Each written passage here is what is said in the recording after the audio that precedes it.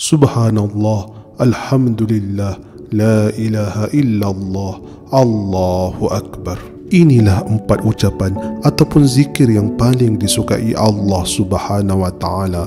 Zikir ini ada di dalam sebuah hadis Nabi sallallahu alaihi wasallam riwayat Imam Muslim. Dari Samurah bin Jundub, ia berkata bahawa Rasulullah sallallahu alaihi wasallam bersabda, ada 4 ucapan yang paling disukai oleh Allah.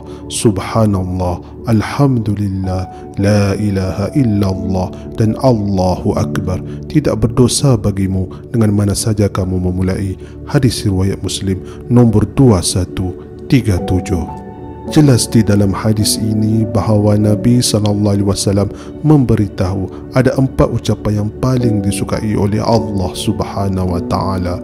Ulama dalam menjelaskan hadis ini bahawa mengapakah 4 ucapan atau zikir ini disukai Allah Subhanahu wa taala.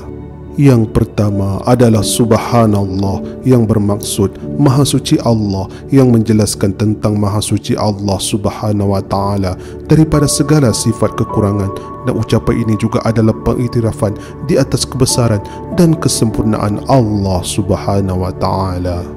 Seterusnya pula adalah ucapan Alhamdulillah, yang bermaksud segala puji bagi Allah Subhanahu wa taala, yang menjelaskan tentang kita wajib memuji dan mensyukuri Allah Subhanahu wa taala atas segala nikmat yang dikurniakannya. Kemudian adalah ucapan kalimah agung La ilaha illallah, yang bermaksud tiada Tuhan selain Allah Subhanahu wa taala.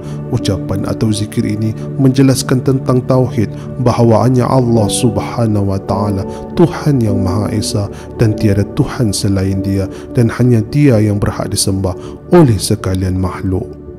Dan yang terakhir adalah ucapan Allahu Akbar, yang bermaksud Allah Maha Besar. Ucapan atau zikir ini menjelaskan tentang kebesaran Allah Subhanahu wa taala, dan hendaklah kita membesarkan Allah Subhanahu wa taala dalam segala perkara, tidak kira semasa senang ataupun susah. Allahu Akbar.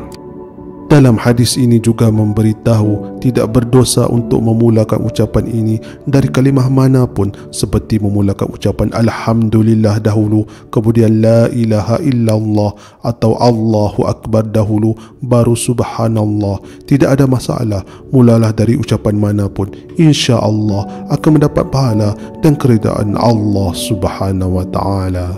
Kesimpulannya, mengapa ucapan ini disukai oleh Allah Subhanahu wa taala adalah kerana ia adalah tentang tauhid dan memuji kebesaran Allah Subhanahu wa taala. Allahu Akbar. Oleh itu, sahabat semua, bersamalah kita istiqamah dalam membaca zikir ini agar mendapat pahala dan keridaan Allah Subhanahu wa taala. Amin ya Allah.